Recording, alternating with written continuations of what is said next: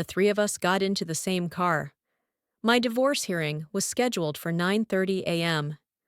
My husband and his mistress were going to get married right after that. But only I was the one who walked away unharmed. Karma arrived earlier than the court did. Before we begin, tell us where you're watching from. We love hearing from our global family. And if this is your first time here, don't forget to subscribe. Your support helps us share more true stories of betrayal, justice, and rebirth. Now, sit back and listen. I sat in the back seat of the sleek black Mercedes, clutching the beige leather handbag Brian had bought me during our trip to Italy 3 years ago. Back then, he called it a gift for his perfect woman. Now, it was just an old accessory stuffed with divorce papers and the remnants of a broken marriage. Today was the day me, my husband Brian Kane, and Linda Thompson, his mistress, were heading to civil court to end everything. The divorce hearing would begin at 9:30 a.m. After that, Brian and Linda were set to get married immediately. After all, she was already 7 months pregnant. That perfectly round belly under her pale pink maternity dress couldn't be hidden anymore. This was the textbook definition of a shotgun wedding, a rushed ceremony because of the baby. I didn't sue Brian for infidelity, even though my heart once boiled with rage. The reason was simple. The settlement he offered was too generous, including alimony that would allow me to live comfortably without having to return to work anytime soon. Sometimes, money is the most practical justice a woman like me can hold on to. The car hummed smoothly down the highway toward downtown, the engine purring like a whisper. Brian was driving, his right hand steady on the wheel, his left occasionally stroking Linda's hand resting on his thigh. She sat in the passenger seat, her golden hair cascading over her shoulders, lips glossed into a smug smile. I watched them through the rearview mirror, feeling like an unwilling spectator in the romantic drama. Linda's belly jutted forward, and I couldn't help but think of the reason I was even here. Infertility. The doctors had said it was my issue, and Brian had used that as an excuse to run into Linda's arms. "If you could have given me a child, things would have been different," he once said, his voice dripping with fake regret. Now, looking at that pregnant stomach, all I felt was a vague sadness, mixed with a strange relief that this would soon be over. But then, halfway to court, the calm shattered. It started with a conversation about their upcoming wedding, and just like that, they began arguing right in front of me. The issue? Linda insisted on using dusty pink roses for the wedding. Brian, with his selective hearing, misunderstood and thought she meant pink paper roses. The 3D render just came in, and the effect looked like a funeral. "Brian, are you out of your mind? Who uses paper roses for a wedding? Are you doing this to upset me on purpose?" Her voice rose, sharp and echoing through the tight space. Brian's face tensed, his grip on the wheel tightened, and the car jerked slightly as he snapped, "Why are you yelling?" "It was just a misunderstanding. We can fix it, okay?" His face flushed, not from embarrassment, but from the anger rising in him. Linda didn't back down. "Misunderstanding. Do you ever actually listen to anything I say? You're always like this, never really paying attention to me." Her tears started streaming, mascara smudging like ink stains. Brian sighed, voice strained.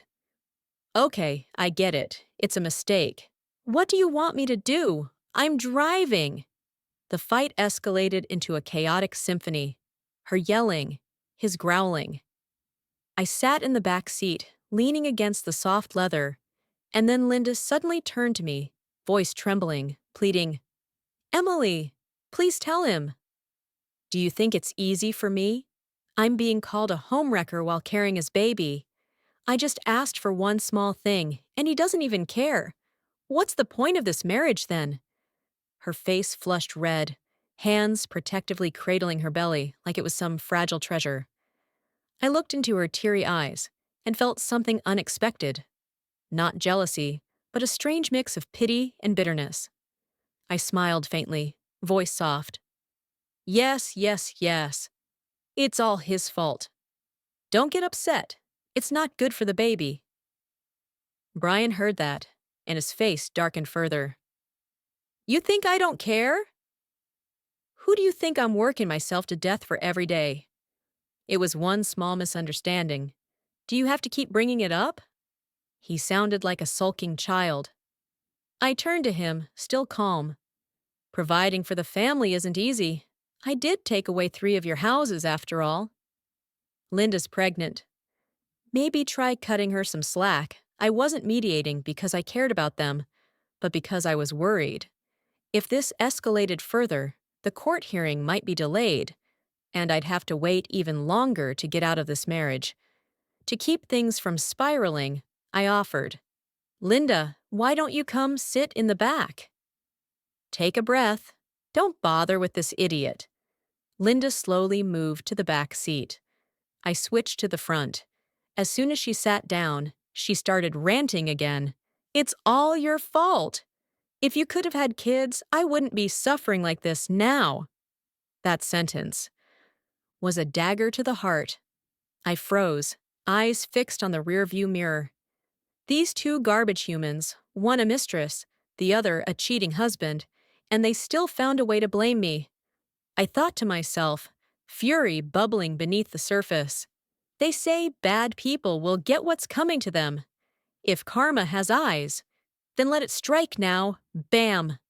A deafening crash exploded, followed by a blinding white flash. My ears rang for seconds.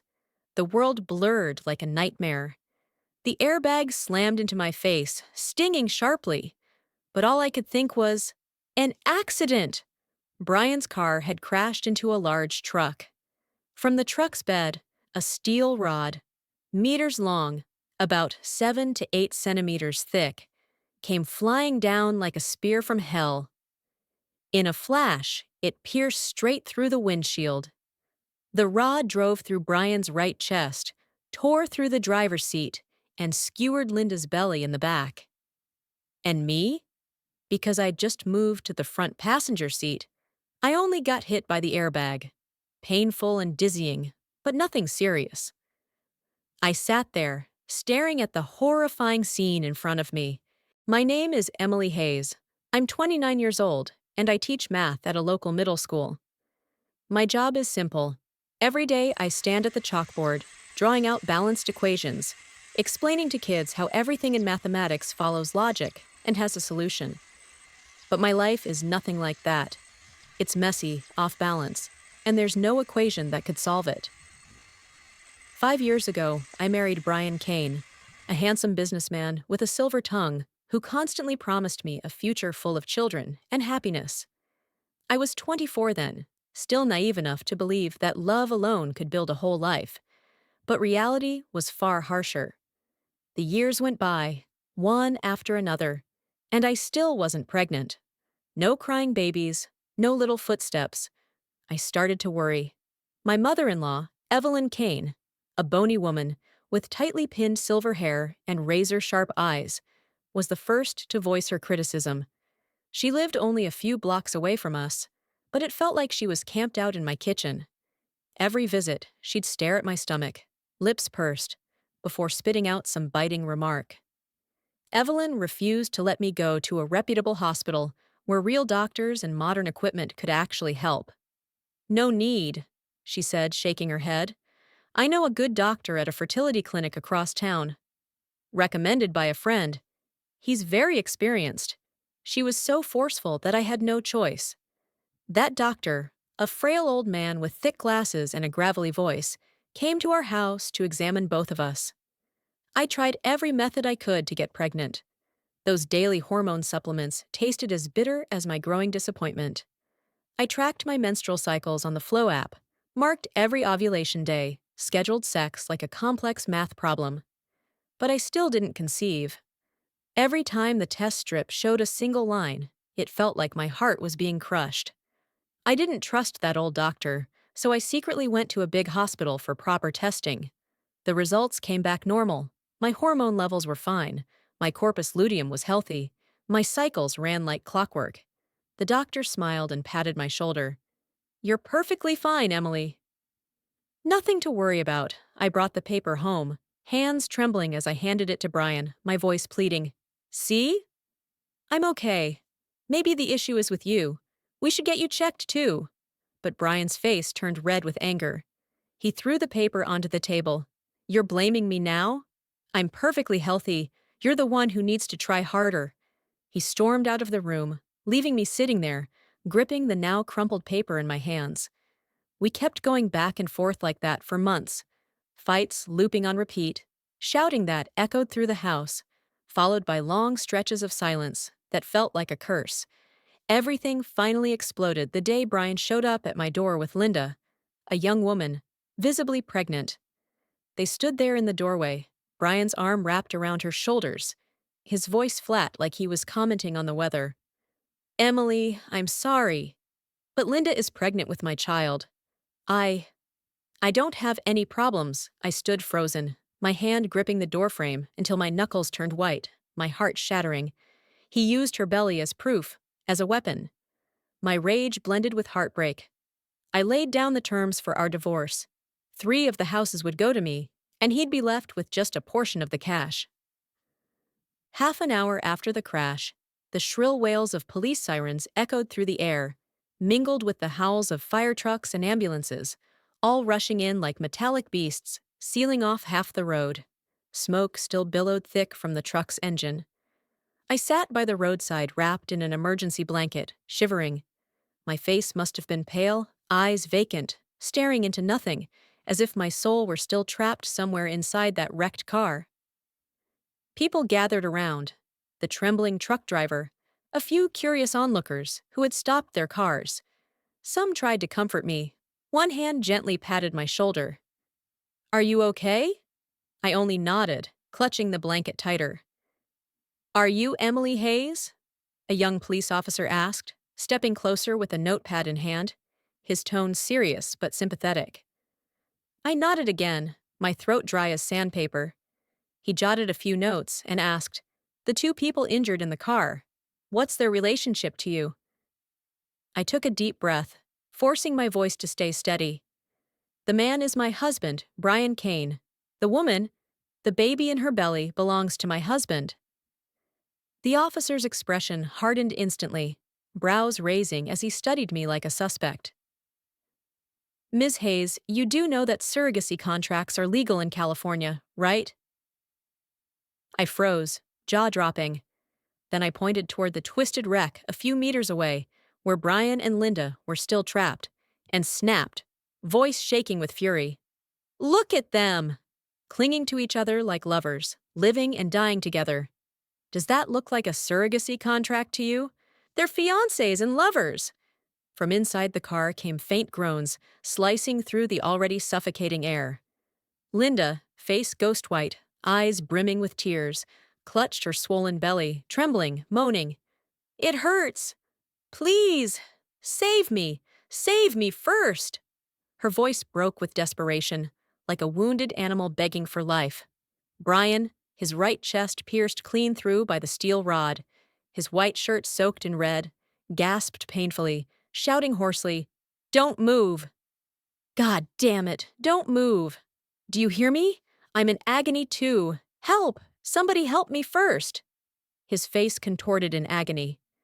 Then an older officer approached, square-jawed, silver mustache, his expression grave like a judge presiding over a verdict. "All right," he said. "We've got a serious problem here." You may have to decide it turned out the rescue team had hit an impossible situation. The steel rod, thick as my wrist, had skewered both of them in a horrific way, through Brian's right lung, piercing the driver's seat, and straight into Linda's abdomen.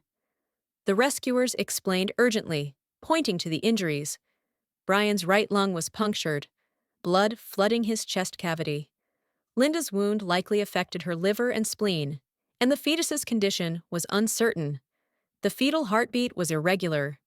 If they saved Brian first, they'd have to cut the rod near his seat. But that kind of force would twist the other end inside Linda's body, shredding her organs, and the baby wouldn't survive. If they saved Linda first, they couldn't just cut it. The only way would be to detach Brian's body from the rod without further damage. But doing that would leave a gaping hole in his chest, causing pulmonary arterial pressure to spike. He'd die instantly. It was a real-life paradox, a problem with no solution, and the rescue team stood frozen. "Emily!" Brian's voice cracked, his eyes full of pleading, lips trembling, hand twitching weakly in the air. "Help me," he whispered. "Emily, please, save me. Save me too. I still have my baby." Linda sobbed, her voice trembling, and in her despair there flickered something primal. Maternal instinct, a mother fighting for her child's life, her hands clutching her belly protectively. Seconds ticked by like hours, their blood pressure dropping, breathing weakening, and still the rescuers couldn't decide. Then suddenly, all eyes turned to me, as if I were the judge holding the final say.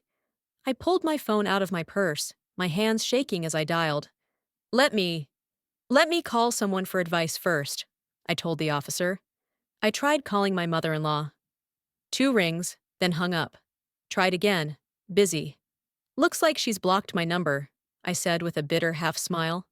I remembered Brian once saying his parents were on vacation in Europe, not returning until next Monday. Their phones were probably on airplane mode.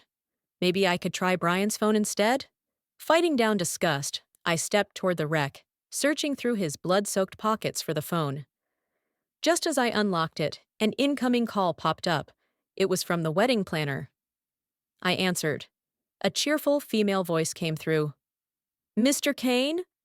We're just calling to confirm the floral arrangements for the wedding." I gave her my suggestion, my voice calm and steady. "For Mr. Kane and Miss Thompson's wedding. I think you'd better go with paper flowers." I saw the light fade from Brian's eyes in real time. His face twisted, and a mouthful of blood gushed out, splattering down the steel rod. At the same moment, the 2 paramedics near the back seat screamed in panic. "The pregnant woman's seizing!" "We need to act now!" The officer snatched the phone from my hand, immediately cutting the call with the wedding company, and tried to reach their families instead. But Linda's family wasn't local, and Brian's parents were still in the air, completely unreachable. Tears welled in my eyes as I looked at the rescuers, their faces tight with concentration, sweat dripping down their temples. Finally, I took a deep breath and spoke softly. Maybe just let them go together. Help them. Leave peacefully, without pain. Everyone went silent, staring at me like I'd lost my mind. The officer who seemed to be the captain, a tall man with a heavy mustache and stern face, spoke firmly. "Ms. Hayes, I understand your feelings, but these are human lives. This isn't something to joke about." I nodded, my tone calm, almost detached. "You're right. It's not something to take lightly." "So, let's make it fair then. Flip a coin?" The officer blinked, speechless, gripping his radio tight, as if he couldn't believe what he'd just heard. I remembered someone once said the meaning of flipping a coin is that when it's in the air, you'll suddenly realize what you truly want. I thought to myself, the person who said that must have never been in a situation where their cheating husband and his mistress were drowning together, or, in this case, skewered by the same steel rod. By the time the rescue team finally decided to act, the air at the crash site had become even more suffocating. The high-pitched screech of the metal saw sliced through the deathly silence like the wail of death itself. They chose to save Linda first, because the fetal heartbeat was becoming erratic. The police captain looked at me, his voice heavy. "Emily, we'll try to separate the steel rod from Brian's body first, but the risk is extremely high." I nodded, gripping the emergency blanket so tightly that my fingernails dug into my skin, thinking to myself, risk. This whole life is already a gamble, they began. the saw whirred, the steel bar trembled with each cut, and blood spurted from Brian's wound like a fountain, staining the asphalt red. Brian let out a wrenching scream, his face twisted in agony. But in the end, he couldn't escape his fate. He lost too much blood. His body convulsed a few more times, then went still. His breath stopped. His eyes remained wide open, staring up at the gray sky, as if accusing fate itself. Linda was pulled out of the car, her face pale as paper, still cradling her belly, moaning weakly, "My baby! Save my baby!" They rushed her onto a stretcher, the ambulance tearing off down the road. On the way to the hospital, the officer later told me, Linda suffered a brain hemorrhage due to pregnancy complications. The doctors fought to save her for 3 hours, but she didn't make it. The 7-month-old fetus was delivered via emergency C-section, a tiny baby boy, weighing barely 1.4 kilograms, wrinkled and red, immediately placed in the neonatal intensive care unit, surrounded by tubes and monitors in an incubator. I arrived at the hospital later, my feet dragging through the cold, white-tiled hallway, the smell of disinfectant making my head spin. At the reception desk, a doctor stopped me, holding a sheet of itemized medical costs, his voice flat. "Ms. Hayes, we need you to pay the hospital fees for the baby." I stood frozen, utterly stunned. "Excuse me? You're asking me to pay for the baby of my husband and his mistress?" My face must have looked awful, eyes wide with fury. A nurse nearby, a middle-aged woman with neatly tied hair and tired eyes, looked at me briefly, then replied blandly, "Oh, sorry to bother you." "We're just following protocol." Her tone was as casual as talking about the weather, but there was a flicker of pity in her eyes. I stood outside the NICU, staring through the blurry glass. Inside, the newborn, barely the size of my palm, lay inside the incubator, its tiny chest rising and falling under a thin blanket, heart monitor beeping steadily. I couldn't help but sigh. I turned to the nurse, my voice tired. "Linda's family won't get here until tomorrow. Talk to them instead. As for my ex-husband, we'll cremate him for now. After all, I'm still legally his wife." I had all the paperwork, so the entire process went smoothly that afternoon. He died in the afternoon. The cremation was scheduled for the next morning. It's not that I was heartless toward Brian's parents. They were the ones who blocked my number. I tried calling a few times, but the calls rang out unanswered. When I got home, I immediately called my mom. When I told her Brian was dead, she responded flatly, "Well, after the divorce, he might as well be dead." I croaked, voice raspy. "No, not just dead figuratively, dead dead." Biologically, my mom went silent for 3 seconds, a heavy pause over the line. Then she burst out laughing, loud and clear like a release. "Emily, don't tell your father yet." The doctor said no emotional shocks after his surgery. I nodded, even though she couldn't see it, my voice weary. "Yeah. Let me finish dealing with the assets first. My dad's illness was triggered by the canes, made him so angry he ended up in the hospital. Ever since Linda got pregnant, Brian and his mom went around smearing my name on Facebook, accusing me of being infertile, saying I tricked their family from the beginning. To force me into divorce, they even came to the school where I taught. Then they showed up at my father's company, causing a scene. He got so furious he had a heart attack. I gritted my teeth and had a lawyer draft a lawsuit, sue them for defamation and emotional distress. Seeing I was serious, the Kane family finally backed down and apologized. They agreed to the asset division, 3 houses to me, and they'd only keep the cash, just to finalize the divorce peacefully. Yes, I may have looked cold, detached, standing at the crash site today with no expression, eyes dry as I watched Brian's body covered in a white sheet. The police, firefighters, and medical staff were all professionals, calm, focused, working quickly, because that's what their jobs required. Save lives, not judge. But did anyone know? Before I saw Brian's body go cold, his skin pale, his blood dried up, I had already watched my own heart freeze little by little. I was once a bright girl, full of hope about marriage, believing in forever love. But what did I get in return? Dismissive remarks from Brian like, "Stop nagging, I'm tired," after every argument. His cruel selfishness, walking away when I cried. A marriage filled with endless petty fights. A toxic family culture, and his sickening dependence on his mother. It was his family that tore my dream of a home to shreds, forcing me to finally call it quits. Life, sometimes, is fair in the most brutal way. Lying on the huge bed in the pitch-black bedroom, blankets tangled around me, I stared up at the ceiling. This room used to be where we shared countless nights. Brian would hold me from behind and whisper sweet, cheesy nothings. "You're my everything, Emily." And now, thinking about the man I once loved so deeply, once shared a bed with, now dead, reduced to ashes in some cold urn somewhere, I felt an unbearable restlessness. My heart pounded, not from sadness, but from a strange emptiness, as if my body was rebelling against the sudden silence. I tossed and turned, clutching the bedsheet until it wrinkled, kicked off the blankets, beads of sweat forming on my forehead, even though the AC was blasting. Eventually, I couldn't take it anymore. I crawled out of bed, bare feet hitting the icy wooden floor, and stumbled out of the room. Into the kitchen, made myself a bowl of instant noodles, ate and drank until I finally felt a little better. Turns out I was just hungry, I scoffed at myself. People tend to overcomplicate things, but sometimes all it takes is a bowl of noodles. This summer, I didn't have to work.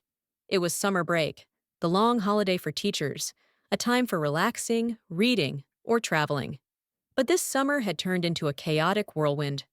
When Brian was cremated, I was still fast asleep, exhausted after a full day at the hospital and funeral home, sleeping so deeply that the phone ringing didn't even wake me. When I finally opened my eyes, the sun was already high. I rubbed them and picked up my phone to see a missed call from the funeral service. I called back. The man on the line spoke in a steady, professional tone. They asked whether I wanted to pick up the remains in person or have them shipped. They also asked which urn design I preferred, what size, what material. I went to collect the ashes that morning, driving through familiar streets. At the funeral home, a staff member handed me a gray ceramic urn, heavy in my hands, smooth and polished, like some soulless home decor. I took it to the beach, stood on the soft white sand, sea wind whipping through my hair, the salty air sharp in my nose. I opened the urn. The ashes caught the breeze, drifting out into the rolling waves. I whispered, "Goodbye, Brian."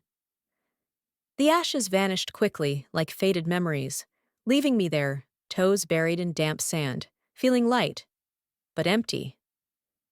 That afternoon, I went to the lawyer's office.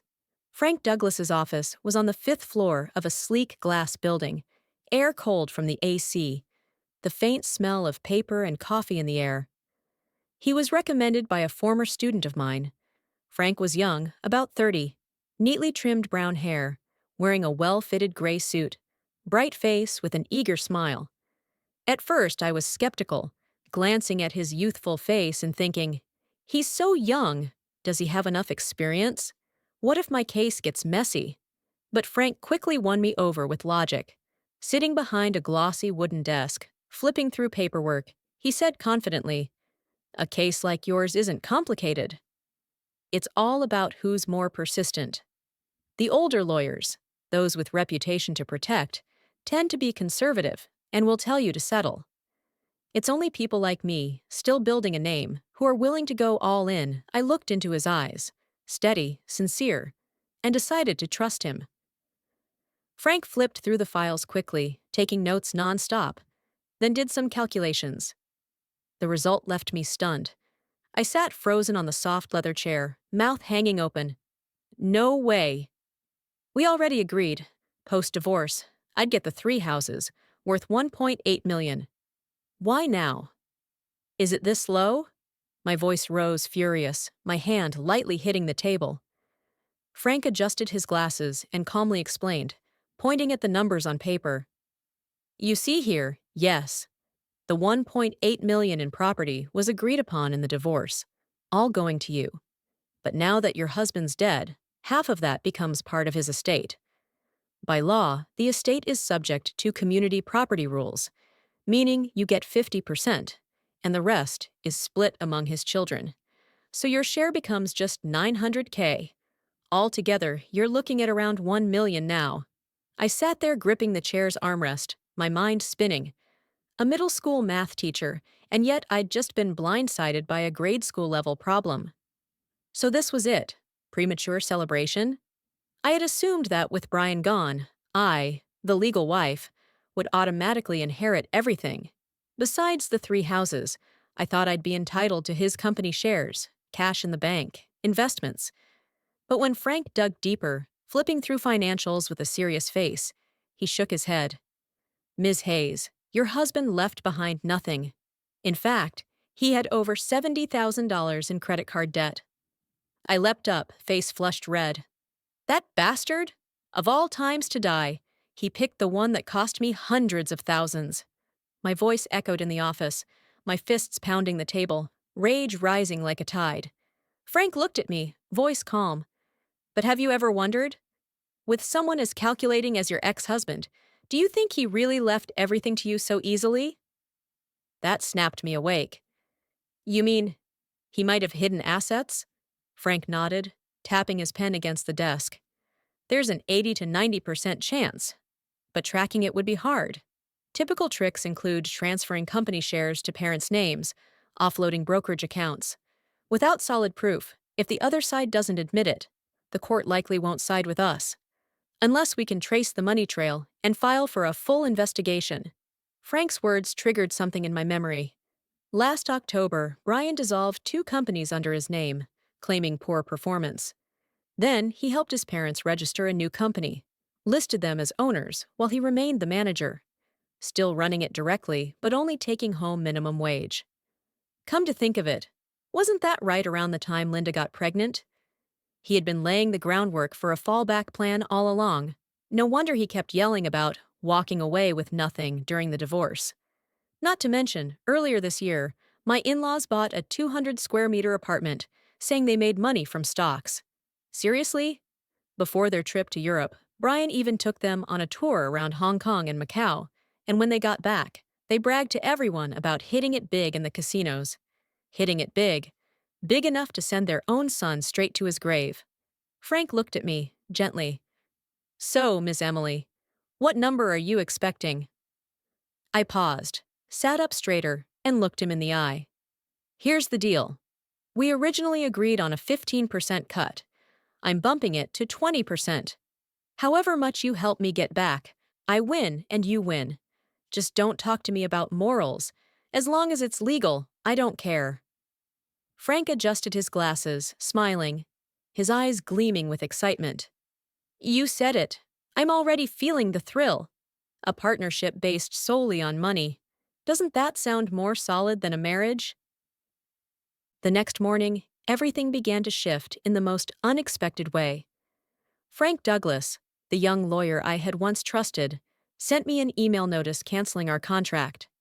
By the weekend, when I went to meet Brian's parents, I found them sitting next to none other than Frank himself, grinning like some sleazy insurance agent scamming the elderly. The first round of negotiation centered around custody of the child. The moment I stepped into the room, Brian's mother, Karen Kane, burst into dramatic sobs, pointing a trembling finger at my face. Emily Hayes, you heartless woman! How dare you cremate Brian without telling us? You murdered my son! She lunged toward me, flailing her arms like she wanted to slap me, her shrill voice echoing through the room. Brian's father, Arthur, sat beside her, pale-faced, clutching the armrests of his chair, muttering, "Karen, calm down!" I stood still, took a deep breath, and said calmly but firmly, "Because I was Brian's legal wife." I had the right to decide. Karen collapsed into her chair, sobbing uncontrollably. On Linda's side, her mother, Martha Thompson, and younger brother Mike had come along. Martha only wept quietly, shaking her head like her world had shattered. I sat in the corner, watching the little performance unfold. Karen wiped her tears with a handkerchief and then spoke, voice soft but calculated. As long as you let us raise the baby, we won't ask for the return of the gifts, the down payment for the house Brian gave, or the wedding gifts, the engagement ring and jewelry set. She glanced at the Thompsons with eyes glittering, half hope, half threat. The Thompsons exchanged looks. Martha's face went pale, and Mike bit his lower lip, eyes darting as he calculated. They were recent immigrants and seemed afraid of losing out, clearly hesitant. Martha whispered to her son, "Mike, what do we do now?" Mike replied, voice shaky but trying to sound bold, tapping the table with his fist. "But the child is also my sister's. Now that both parents are gone, doesn't he have inheritance rights too? If we give up custody, do we lose our share of the estate?" Martha nodded vigorously, tears rolling down again. "Yes, that's right, Mike." Frank cleared his throat, adjusted his glasses, and said in a smooth yet sharp voice, "Asset division comes with caregiving responsibility. If you want custody of the child, you also need to commit to raising him until adulthood." Mike blinked rapidly, tapping the table, putting on a fake air of confidence. "We can raise him." But raising a child costs money, and it was clear they hadn't thought this through. I glanced at Frank. His eyes sparkled like he was waiting for his moment. Karen scoffed, pointing at Mike. "You? Raise him? Fine. My grandson is in the NICU right now, costing over $1,000 a day. Can you afford that?" Her voice rose, dripping with sarcasm, as she listed expenses with waving hands. Sure enough, the Thompsons started hesitating. Martha lowered her head, clutching her handkerchief tighter, and Mike bit his lip, gaze falling. Finally, after more hushed whispers, they agreed to give up custody, but only if the Kane family promised not to ask for the money Brian had given them before. Both parties reached an initial agreement and immediately began writing it down, black ink on white paper. Frank reminded them, voice even. This agreement must list all prior expenses in detail. Martha, trembling, began listing everything. A car, a house, a commercial apartment, home appliances, the engagement ring and jewelry set. It all added up to over $2.4 million. The moment the agreement was signed, I stood up, took out my phone, and snapped a photo of the document. Both families froze. Karen reacted first, her face turning red, pointing at me.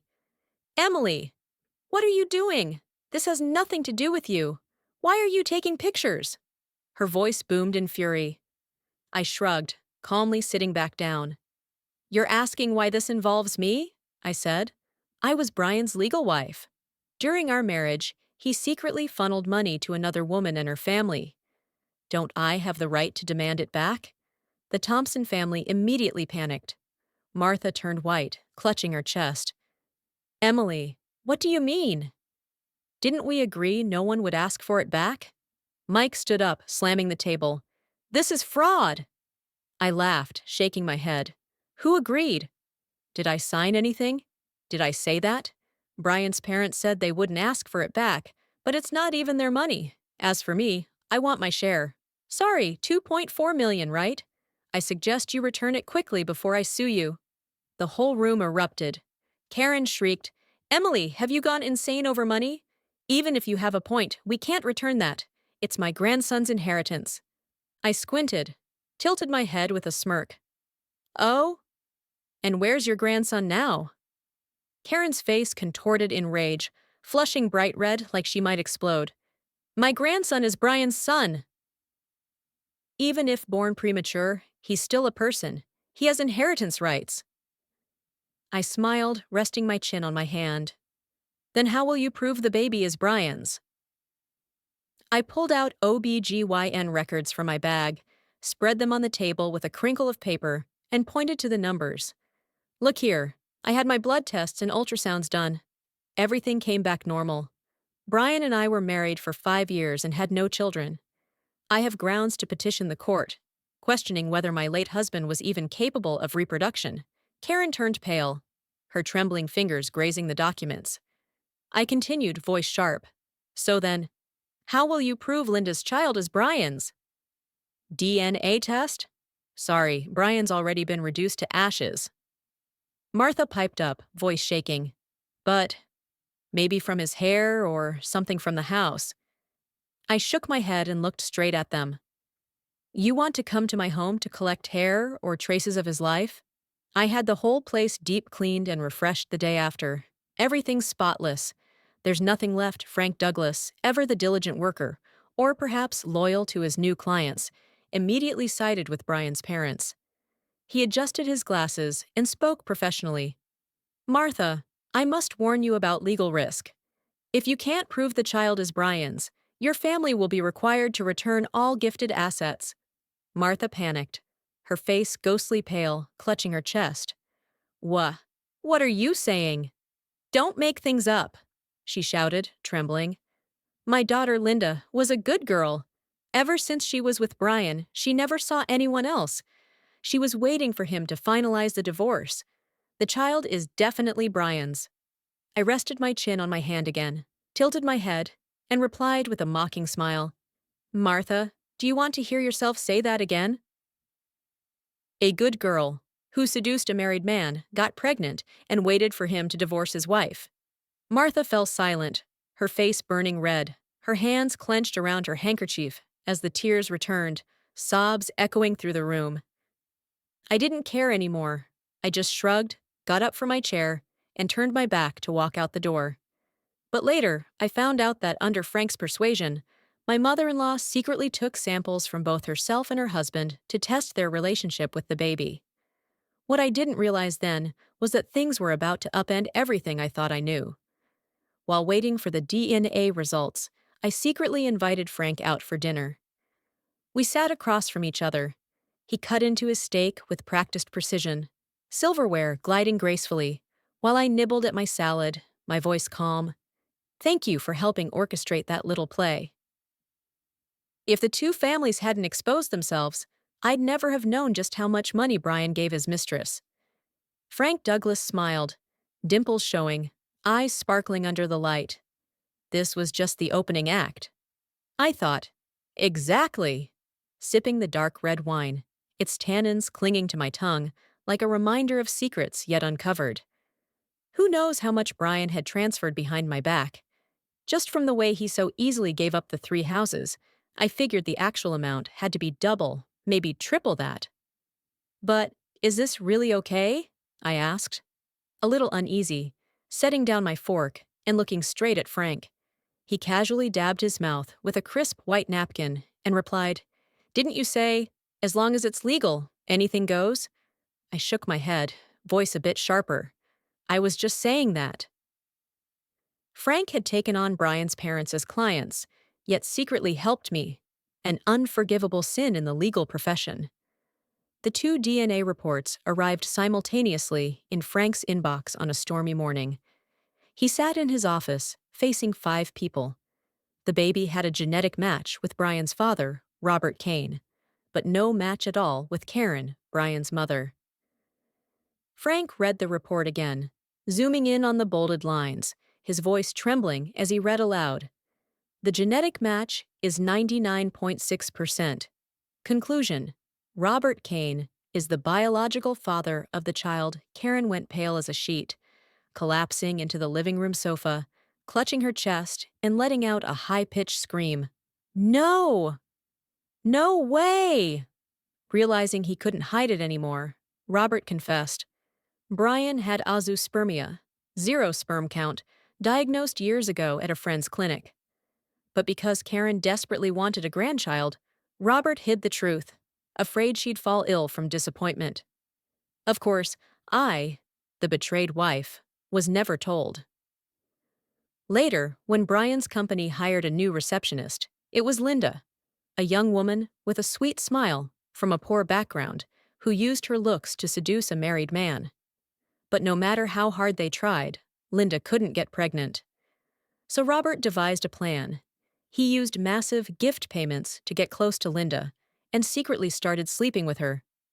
Meanwhile, he gave Brian so-called supplements for months, tricking him into thinking his azoospermia had been cured. He even orchestrated the transfer of Brian's assets into a trust under his own name, all to prepare for his late-in-life son. Robert puffed up his chest and declared loudly, "Even if the child is mine, Brian is gone, but he still has a younger brother." He tried to convince his wife to forgive him and accept the situation. Whether that worked or not, I didn't care. I only cared about one thing. "So, what you're saying is, this child is not Brian's, right? And a younger brother doesn't have legal inheritance rights, correct, Lawyer Frank?" Frank nodded, adjusting his glasses, voice steady. "Correct." After more shouting matches between Robert and Karen, Frank managed to gather all the evidence of assets my husband had fraudulently transferred. 3 months later, my lawsuit reached its verdict. The court ordered a full investigation of Brian Kane's finances and recovered a significant portion of the marital assets he'd tried to hide.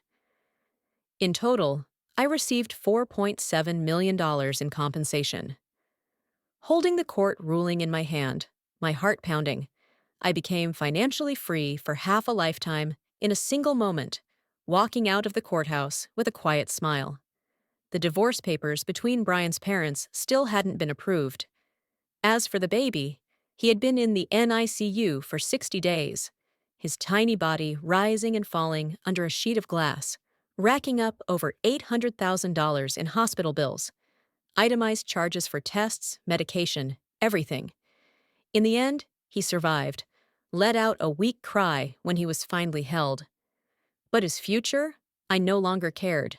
My life had moved on. To a new chapter, a full bank account, and a free heart.